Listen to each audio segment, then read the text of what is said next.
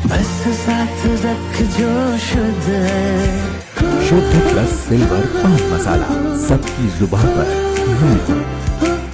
This is not the first incident जो अभी हुआ है, इसके पहले भी ऐसे बहुत सारे इंसिडेंट छोटे मोटे होते रहते हैं, बट सब इंसिडेंट जो है वो रिपोर्ट नहीं होता है। तो कोलकाता में जो हुआ है that is a very heinous crime which has happened. एक सेंट्रल प्रोटेक्शन एक्ट के हम लोग डिमांड कर रहे हैं, तो सेंट्रल प्रोटेक्शन एक्ट अगर आता है तो हम लोग को थोड़ी सी उसकी सिक्योरिटी मिल सकती है। तो पेशेंट रात के कुछ तो 12:30-1 बजे के आसपास आएंगे कैजुअलिटी में आया था, और उसके साथ 7 से 8 उसके रिलेटिव्स वगैरह भी आए थे। एंड पेशेंट ने ऑलरेडी दारू वगैरह पी रखी थी, patient was already intoxicated, and वो ऑलरेडी बाहर कुछ मारपीट वगैरह करके आ चुके थे। इसकी वजह से उसके चेहरे पे बहुत घाव थे, और घाव के उनको मतलब वो घाव के लिए उसको ट्रीटमेंट ऑलरेडी चल रही थी, और उसको सूचर्स वगैरह लिए गए थे। बट वो जो घाव थे वो चेहरे पे थे, तो एक ENT रेफरेंस करना पड़ता है, उनके जो फिटनेस है वो देनी पड़ती है। तो उसके लिए 3:30 बजे के आसपास ENT डिपार्टमेंट को उनका फिटनेस के लिए भेजा गया था।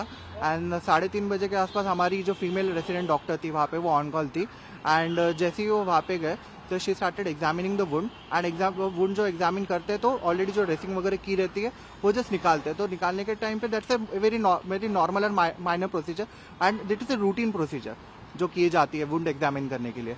तो इसे उसने निकालने की कोशिश की, सिंस पेशेंट ने ऑलरेडी दारू पी रखी थी, तो पेशेंट स्टार्टेड अब्यूजिंग हर। पेशेंट ने ऑलरेडी वहाँ पे उनको गाली गलौज करना वगैरह चालू कर दिया।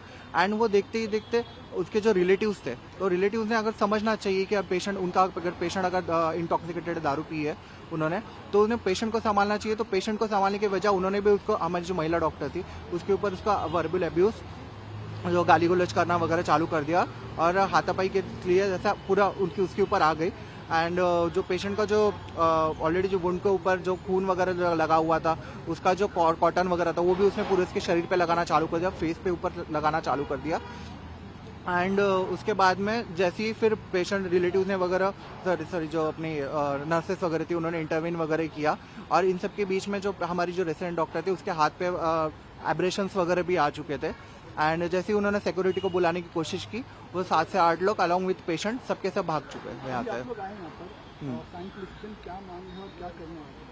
हाँ, तो सायन पुलिस स्टेशन हम लोग वहाँ पे FIR रजिस्टर करने आए हैं, individual FIR as well as the institutional FIR हम लोग अभी रजिस्टर करने आए हैं। क्या मांग है, क्योंकि हमने ऑलरेडी देखा है इतना बड़ा इंसिडेंट कोलकाता में हुआ डॉक्टर के साथ। हाँ, अभी यहाँ देखने की वापस से फीमेल डॉक्टर के ऊपर अटैक किया जाए। या एग्जैक्टली, तो यही सब चीज़ों की वजह से this is not the first incident जो अभी हुआ है, इसके पहले भी ऐसे बहुत सारे इंसिडेंट छोटे मोटे होते रहते हैं, बट सब इंसिडेंट जो है वो रिपोर्ट नहीं होता है। तो बेसिकली इसलिए हम लोग के अभी, और जो कोलकाता में जो हुआ है that is a very heinous crime which has happened, और उसके निषेधार्थ हम लोग अभी यहाँ पे प्रोटेस्ट कर रहे हैं। और प्रोटेस्ट पे हम लोग की यही मांग है, और वो हम लोग की बेसिक मांग है। बेसिकली हम लोग को क्या चाहिए, हम लोग को सिक्योरिटी चाहिए, काम की जगह पे हम लोग को सिक्योरिटी चाहिए। और जो पीड़ित महिला जो है जो कोलकाता की जो रेसिडेंट डॉक्टर जो हमारी बहन है, तो उसको हम लोग को न्याय मिलाना चाहिए।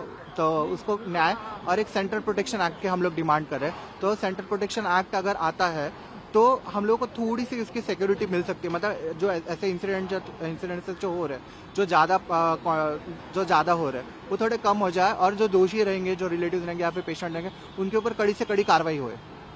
हॉस्पिटल का डीन या हेल्थ मिनिस्टर या कोई नेता या कोई जिनसे कुछ संपर्क हो पाए इस मामले को लेकर? हाँ, हमारे जो हॉस्पिटल के डीन है डॉक्टर मोहन जोशी सर, वो हम लोग को सपोर्ट कर रहे हैं ये सब केस में।